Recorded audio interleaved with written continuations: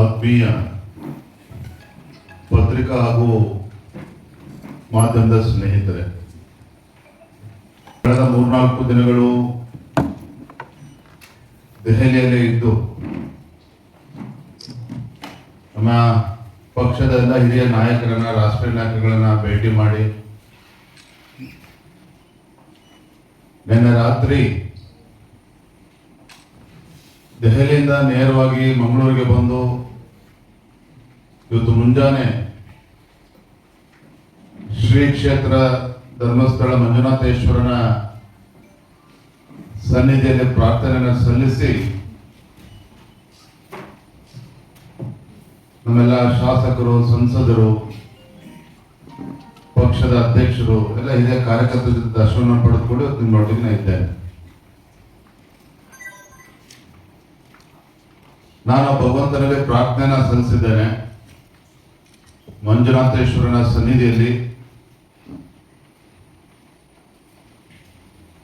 ರಾಜ್ಯದಲ್ಲಿ ಏನು ಭೀಕರ ಬರಗಾಲದ ಪರಿಸ್ಥಿತಿ ನಿರ್ಮಾಣ ಆಗ್ತಾ ಇದೆ, ಅವೆಲ್ಲವೂ ಕೂಡ ಸರಿ ಹೋಗಿ ಸರಿಯಾದಂತ ಮಳೆಯಾಗಿ ಈ ನಾಡಿನ ರೈತರ ಬದುಕನ್ನ ಹಸನಾಗಬೇಕು, ರೈತ ಬೆಳೆದಂತ ಬೆಳೆಗೆ ಒಂದು ವೈಜ್ಞಾನಿಕ ಬೆಲೆ ಸಿಗಬೇಕು, ಆ ಒಳ್ಳೆಯ ದಿನಗಳು ಬರಲಿ ಅಂತೇಳಿ ಪ್ರಾರ್ಥನೆಯನ್ನು ಸಲ್ಲಿಸಿದ್ದೇನೆ. ಅದರ ಜೊತೆಗೆ ಮುಂದೆ ಕರ್ನಾಟಕ ರಾಜ್ಯದಲ್ಲಿ ಮತ್ತೊಮ್ಮೆ ಯಾವಾಗ ವಿಧಾನಸಭಾ ಚುನಾವಣೆ ಆದರೂ ಸಹ ಕರ್ನಾಟಕ ರಾಜ್ಯದಲ್ಲಿ ಮತ್ತೊಮ್ಮೆ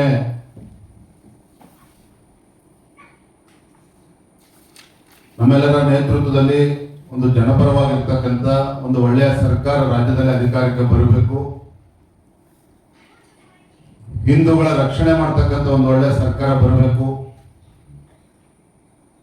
ರಾಜ್ಯದ ಸರ್ವತೋಮುಖ ಅಭಿವೃದ್ಧಿ ಆಗ್ತಕ್ಕಂಥ ಒಳ್ಳೆಯ ಸರ್ಕಾರ ಬರಬೇಕು. ಆ ನಿಟ್ಟಿನಲ್ಲಿ ಕೂಡ ನಾನು ಪ್ರಾರ್ಥನೆ ಸಲ್ಲಿಸಿದ್ದೇನೆ. ಬಂಧುಗಳ ಕೆಲವು ವಿಚಾರಗಳನ್ನ ನಾನು ಮುಕ್ತವಾಗಿ ನಿಮ್ಮ ಜೊತೆ ಹಂಚ್ಕೋಬೇಕು ಅಂತೇಳಿ ನಾನಂತೂ ಅಂದ್ಕೊಂಡಿದ್ದೆ. ಇತ್ತೀಚೆಗೆ ನಡೆದಂತ ವಿಧಾನ ಪರಿಷತ್ತಿನ ಚುನಾವಣೆ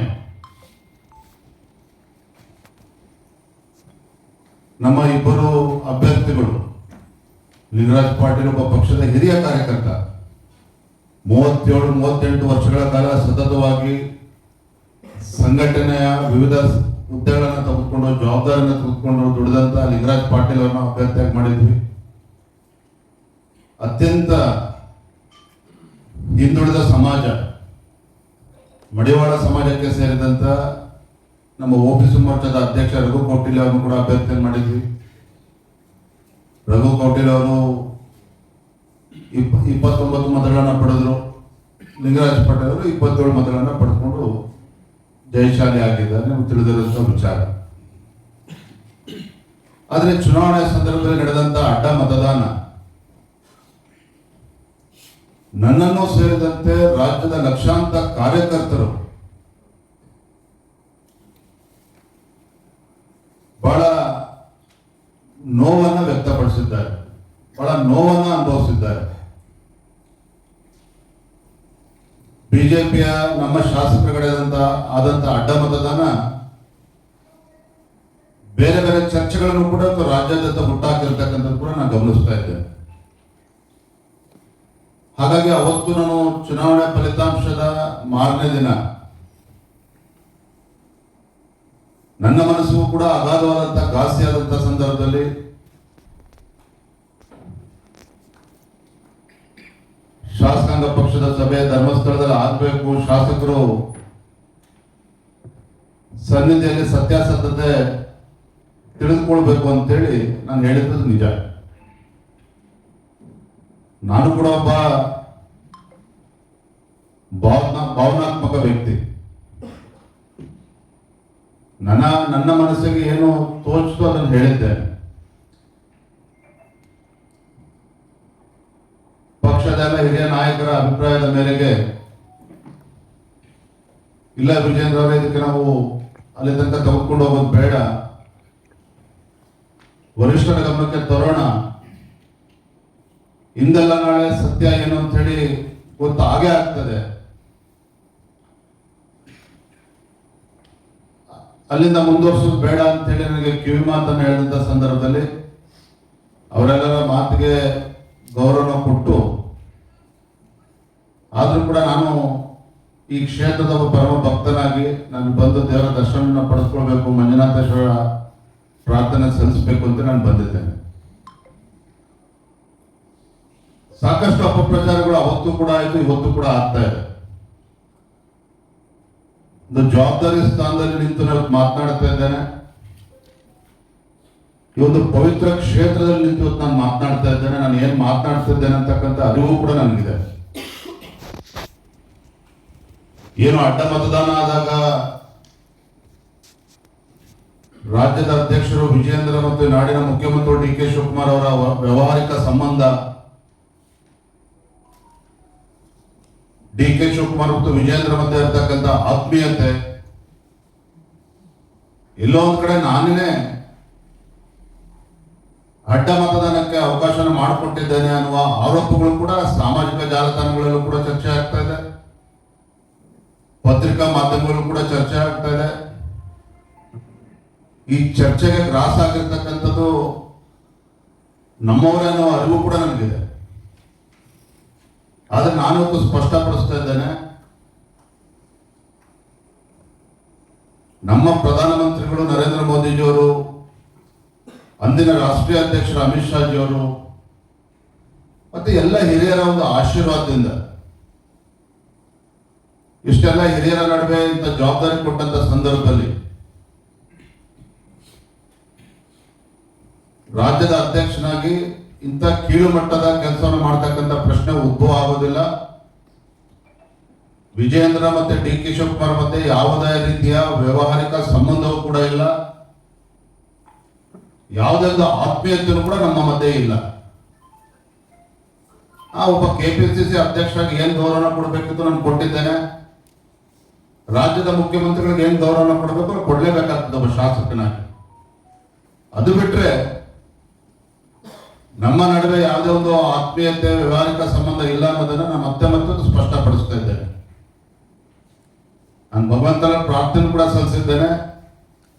ಯಾರು ಈ ರೀತಿ ಅಪಪ್ರಚಾರವನ್ನು ಮಾಡ್ತಾ ಇದ್ದಾರೆ ಆ ಭಗವಂತ ಒಳ್ಳೇದು ಮಾಡಲಿ ಅನ್ನೋ ಪ್ರಾರ್ಥನೆ ಕೂಡ ನಾನು ಸಲ್ಲಿಸಿದ್ದೇನೆ. ಒಂದಂತೂ ಏನೇ ಗೌಪ್ಯ ಮತದಾನ ಆದರೂ ಕೂಡ ಇವತ್ತೆಲ್ಲ ನಾಳೆ ಸತ್ಯ ಗೊತ್ತಾಗೇ ಆಗ್ತದೆ. ಕೇಂದ್ರದಲ್ಲಿ ನಮ್ಮದೇ ಸರ್ಕಾರ ಇದೆ, ಎಲ್ಲ ಮಾಹಿತಿಗಳನ್ನು ಅವರು ಕೂಡ ತೆಗೆದುಕೊಳ್ತಾ ಇದ್ದಾರೆ. ಯಾರ ಪಕ್ಷಕ್ಕೆ ದ್ರೋಹ ಬಗೆಯುವಂತ ಕೆಲಸ ಮಾಡಿದ್ದಾರೆ ಅದು ಇಲ್ಲಿಗೆ ಬಿಡೋದಕ್ಕೆ ಸಾಧ್ಯ ಇಲ್ಲ. ವರಿಷ್ಠರು ಕೂಡ ಬಹಳ ಗಂಭೀರ ತೆಗೆದುಕೊಂಡಿದ್ದಾರೆ. ಮಾತನಾಡ್ತೇನೆ, ಯಾಕಂದ್ರೆ ನಾನು ಸಿ ಟಿ ರವಿ ಅವ್ರ ಜೊತೆ ಮಾತಾಡೋಕೆ ಸಾಧ್ಯ ಆಗಿಲ್ಲ. ಬೆಂಗಳೂರು ತಲುಪಿದ ಮೇಲೆ ರವೀಣ ಅವ್ರ ಜೊತೆ ಕೂಡ ನಾನು ಹೇಳಿದೆ, ನಾನು ಕಳೆದ 3-4 ದಿನ ದೆಹಲಿಯಲ್ಲಿದ್ದಂತ ಕಾರಣ ನಮ್ಗೆ ಯಾವುದೇ ವರದಿನ ಕಳಿಸಿಲ್ಲ. ನಾನು ಇವತ್ತು ಮಾತನಾಡ್ತಾ ಇದ್ದೇನೆ. ಎಸ್ ಪಿ ಸೋಮಶೇಖರ್ ಅವರು ನಮ್ಮ ಪಕ್ಷದ 3 ಶಾಸಕರ ಜೊತೆ ಸಂಪರ್ಕದಲ್ಲಿದ್ದರು ಅನ್ನೋ ಮಾಹಿತಿ ನಮಗೆ ಸಿಕ್ಕಿದೆ. ಹಾಗಾಗಿ ಅವ್ರನ್ನ ಪ್ರೊಟೆಕ್ಟ್ ಮಾಡ್ತಕ್ಕಂಥ ಪ್ರಯತ್ನ, ಈ ರೀತಿ ಉಡಾಫೆ ಮಾತುಗಳನ್ನ ಆಡೋ ಮೂಲಕ ಆ ಪ್ರಯತ್ನ ಮಾಡ್ತಾ ಇದ್ದಾರೆ. ಬರುವಂತ ದಿನಗಳಲ್ಲಿ ಗೊತ್ತಾಗ್ತದೆ ಎಲ್ಲ ವಿಚಾರ. ಡಿ ವಿ ಸದಾನಂದ ಗೌಡರು ಅಡ್ಡ ಮತದಾನ ಅಂದ್ರೆ ಮತದಾನ ಆದ್ಮೇಲೆ ಮಾರದಿನ ನನಗೂ ಕೂಡ ದೂರವಾಣಿ ಕರೆ ಮಾಡಿದ್ರು.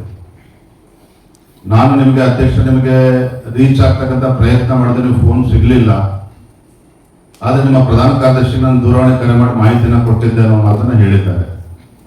ನನಗನ್ನಿಸ್ತದೆ ನಮ್ಮ ಪಕ್ಷದ ಹಿರಿಯ ನಾಯಕರು, ಮಾಜಿ ಮುಖ್ಯಮಂತ್ರಿಗಳು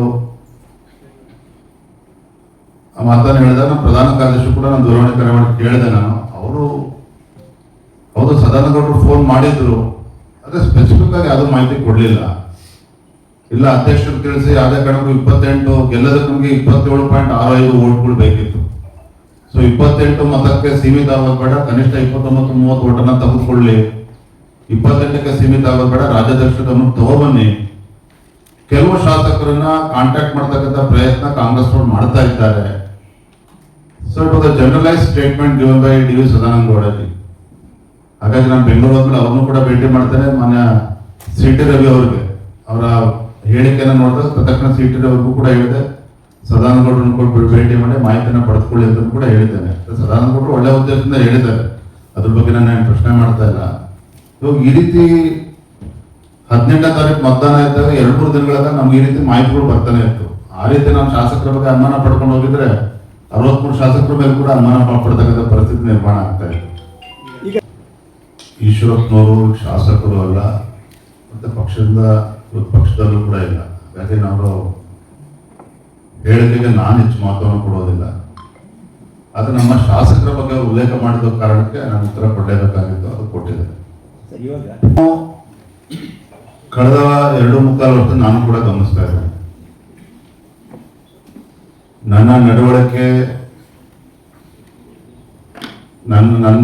ಬಗ್ಗೆ ನನಗೆ ಯಾವುದೇ ರೀತಿ ಅನುಮಾನಗಳಿಲ್ಲ. ಹಿರಿಯರನ್ನ ವಿಶ್ವಾಸಕ್ಕೆ ತೆಗೆದುಕೊಂಡು ಹೋಗೋದಿಲ್ಲ ಅಂತ ಹೇಳಿದ್ರೆ ನಾನು unfit to be a party president. ಅದು ನನ್ನ ಕಡೆಯಿಂದ ಅಂತ ಅಪಚಾರ ಆಗಿದೆ ಅಂತ ನನಗಂತೂ ಅನಿಸ್ತಾ ಇಲ್ಲ. ಹಾಗಾಗಿ ನಾನು ಕೂಡ ನನಗೆ ನಾನು ಪ್ರಶ್ನೆ ಮಾಡ್ಕೊಳ್ತಾ ಇದ್ದೇನೆ, ಎಲ್ಲಿ ಎಡುತ್ತಾ ಇದ್ದೇನೆ, ಎಲ್ಲಿ ಅಂತೇಳಿ ನಾನು ಪ್ರಶ್ನೆ ಮಾಡ್ಕೊಳ್ತಾ ಇದ್ದೇನೆ. ಆದರೆ ಎಲ್ಲದಕ್ಕೂ ಕೂಡ ಬರುವಂತ ದಿನಗಳು ಉತ್ತರ ಸಿಗ್ತದೆ. ಹಿರಿಯರಿಗೆ ಅಗೌರವ ಮಾಡ್ತಕ್ಕಂಥ ಪ್ರಶ್ನೆ ಉದ್ಭವ ಆಗೋದಿಲ್ಲ, ಅದರ ಅವಶ್ಯಕತೆನೂ ಕೂಡ ನಮಗಿಲ್ಲ. ಇವತ್ತು ಬೇರೆ ಹೆಸರುಗಳನ್ನ ಉಲ್ಲೇಖ ಮಾಡಿದ್ರೆ ನಾವು ಯಾರ ಬಗ್ಗೆನೂ ಕೂಡ ಹೆಚ್ಚು ಚರ್ಚೆ ಮಾಡೋದಕ್ಕೆ ಹೋಗೋದಿಲ್ಲ. ರಾಜ್ಯದಲ್ಲಿ ಯಾರಿಗೆ ಪಕ್ಷದ ಜವಾಬ್ದಾರಿನ ಕೊಟ್ಟರೆ ಮುಂದೆ ಪಕ್ಷಕ್ಕೆ ಒಳ್ಳೇದಾಗ್ತದೆ ಎಲ್ಲವನ್ನೂ ಕೂಡ ಚರ್ಚೆ ಮಾಡಿ ಅವತ್ತು ರಾಷ್ಟ್ರೀಯ ನಾಯಕರು ತೀರ್ಮಾನವನ್ನು ಕೊಟ್ಟಿರುವಂಥದ್ದು. ಬರುವಂತ ದಿನಗಳು ಎಲ್ಲವೂ ಕೂಡ ಸರಿ ಹೋಗ್ತದೆ. ನನ್ನ ನಡವಳಿಕೆ ನಿಮ್ಗೆ ಅನ್ಸುತ್ತಾ ಹಿರಿಯರಿಗೆ ಗೌರವ ಕೊಡಲ್ಲ ಅಂತೇಳಿ, ಸೊ ಬರೋದ್ರಿಂದ ಎಲ್ಲವೂ ಕೂಡ ಸರಿ ಹೋಗ್ತದೆ. ನನ್ನ ಬಗ್ಗೆ ಏನು ಅನುಮಾನಗಳು ಹುಟ್ಟಾಕಿದ್ರು ಅದ್ರ ಬಗ್ಗೆ ನಾನು ಸ್ಪಷ್ಟನೆ ನೀಡಿದ್ದೇನೆ. ಡಿ.ಕೆ. ಶಿವಕುಮಾರ್ ಪಾತ್ರ ಇದೆಯಾ ಇಲ್ವಾ, ನಮ್ಮ ಶಾಸಕರು ಯಾರು ಕೂಡ ವಾಲಂಟಿಯರ್ ಆಗಿ ಹೋಗಂತ ವೋಟ್ ಮಾಡೋದಕ್ಕೆ ಸಾಧ್ಯ ಇಲ್ಲ. ಯಾರ ಪ್ರಯತ್ನ, ಯಾರು ಷಡ್ಯಂತ್ರಗಳಿತ್ತು ಎಲ್ಲ ಕೂಡ ಗೊತ್ತಾಗ್ತದೆ. ರಾಷ್ಟ್ರೀಯ ನಾಯಕರ ಸಮ್ಮುಖದಲ್ಲೇ ರಾಜ್ಯ ನಾಯಕರ ಇದ್ದಂತ ಸಂದರ್ಭದಲ್ಲಿ ನಾನು ಸ್ಪಷ್ಟವಾಗಿ ತಿಳಿಸಿದ್ದೇನೆ, ನನ್ನನ್ನು ನೀವು ಅಧ್ಯಕ್ಷ ಮಾಡಿರ್ತಕ್ಕಂಥದ್ದು ಪಕ್ಷ ಸಂಘಟನೆ ಬಲಪಡಿಸಿ ಅಂತೇಳಿ, ರಾಜ್ಯದ ಮುಖ್ಯಮಂತ್ರಿ ಆಗಬೇಕು ಅಂತಲ್ಲ. ನಮ್ಮ ಹಿರಿಯರು ಆ ಮಾನಸಿಕ ಸ್ಥಿತಿಯಿಂದ ಹೊರಗೆ ಬರಬೇಕು. And we have to work as a team and I am confident that will come back to power with absolute majority ಅನ್ನೋದನ್ನ ರಾಷ್ಟ್ರೀಯ ನಾಯಕರ ಸಮ್ಮುಖದಲ್ಲಿ, ರಾಜ್ಯ ನಾಯಕರ ಸಮ್ಮುಖದಲ್ಲಿ ಹೇಳಿದೆ. ಅದು ಎಲ್ಲವೂ ಕೂಡ ಹೀಗೆ ಗೌಪ್ಯವಾಗಿ ಇರ್ತದೆ, ನಾವು ಭ್ರಮೆನಲ್ಲಿ ಅವುಗಳೇನಾದ್ರು ಇದ್ರೆ ಅದು ಅಸಾಧ್ಯ. ಗೊತ್ತಾಗೇ ಆಗ್ತದೆ, ವಿಷಯ ಗೊತ್ತಾಗ್ತದೆ ಯಾರು. ನಾವು ಯಾವುದೇ ತಪ್ಪನ್ನ ಮಾಡಿಲ್ಲ. ಪ್ರಮಾಣವಚನ ತೆಗೆದುಕೊಳ್ಬೇಕಾದ್ರೆ ಏನ್ ಮಾಡ್ತಾರೆ, ಭಗವಂತನ ಹೆಸರಿನಲ್ಲಿ ನಾನು ಪ್ರಮಾಣವಚನ ತೆಗೆದುಕೊಳ್ತಾರೆ. ಆದ್ರೆ ಹಿರಿಯರು ನನಗೆ ಸಲಹೆಯನ್ನ ಕೊಟ್ಟಂತ ಸಂದರ್ಭದಲ್ಲಿ ಶಾಸಕಾಂಗ ಪಕ್ಷ ನಡೆಸಬೇಕು ಅಂತ ಅನ್ಕೊಂಡ್ರೆ ಅಲ್ಲಿಗೆ ಕೈ ಬಿಟ್ಟಿದ್ದೇವೆ. ಆದ್ರೆ ನನ್ನ ಮನಸ್ಸಾಕ್ಷಿ ಏನ್ ಹೇಳ್ತದೆ ಅದು ನಾನು ಮಾಡಿದ್ದೇನೆ. ಬಂದು ಭಗವಂತನ ದರ್ಶನ ಪಡಿಬೇಕಿತ್ತು, ಬಂದಿದ್ದೇನೆ, ಒಬ್ಬ ಭಕ್ತನಾಗ ಬಂದಿದ್ದೇನೆ ಅಷ್ಟೇ. ಎಲ್ಲವೂ ಕೂಡ ಕಾಲವೇ ನಿರ್ಧಾರ ಮಾಡ್ತದೆ. ಡಿ.ಕೆ. ಶಿವಕುಮಾರ್ ಅವ್ರ ವಿಶೇಷತೆ ಏನಪ್ಪಾ ಅಂತ ಹೇಳಿದ್ರೆ, ನಮ್ಮ ರಾಜೇಶ್ ನಾಯ್ಕರ ಹತ್ರ ಬಂದು ಅವ್ರ ಮನೆಗೆ ಬಂದ್ರೆ ಡಿ.ಕೆ. ಶಿವಕುಮಾರ್ ನಮ್ಮವ್ರೆ ಅಂತೇಳಿ ರಾಜೇಶ್ ನಾಯ್ಕರಿಗೂ ಅನಿಸ್ತದೆ. ಬ್ರಿಜೇಶ್ ಚೌಟ್ರ ಮನೆಗೆ ಬಂದ್ರೆ ನಮ್ಮವ್ರೆ ಅಂತೇಳಿ ಅವ್ರಿಗೂ ಅನಿಸ್ತದೆ. ಅಂತ ಒಂದು ಬಹುಮುಖ ಪ್ರತಿಭೆಗಳು ಇರ್ತಕ್ಕಂಥ ಮುಖ್ಯಮಂತ್ರಿಗಳು ಈ ರಾಜ್ಯದಲ್ಲಿ ಇದ್ದಾರೆ. ಸಮಯ ಬಂದಾಗ ರಾಜ್ಯದ ಜನ ಉತ್ತರವನ್ನು ಕೊಡ್ತಾರೆ. ಜೈಲಿನಲ್ಲಿ ನಾನು ವಿಪಕ್ಷ ನಾಯಕರು ಆರ್ ಅಶೋಕ್ ಅವರು ಪ್ರಮುಖರೊಂದಿಗೆ ಚರ್ಚೆ ಮಾಡಿದ್ದೇವೆ. ಬಿಡದಿ ವಿಚಾರದಲ್ಲಿ ರೈತರನ್ನ ಒಕ್ಕಲಿಪಿಸುವಂತ ಕೆಲಸ ಮಾಡೋದಕ್ಕೆ ಏನು ಸರ್ಕಾರ ಹೊರಟಿದೆ, ಅದಕ್ಕೆ ಭಾರತೀಯ ಜನತಾ ಪಾರ್ಟಿ ನಾವು ಕೂಡ ಅವಕಾಶನ ಕೊಡೋದಿಲ್ಲ. ಆ ಭಾಗದ ರೈತರ ಪರವಾಗಿ ನಾವು ಕೂಡ ಹೋರಾಟವನ್ನು ಕೈಗೆತ್ತಿಕೊಳ್ತೇವೆ. ನಾಳೆ ದಿನ ಬೆಂಗಳೂರಿನಲ್ಲಿ ಅದನ್ನು ಘೋಷಣೆ ಮಾಡ್ತೇನೆ. ಮತ್ತೊಂದು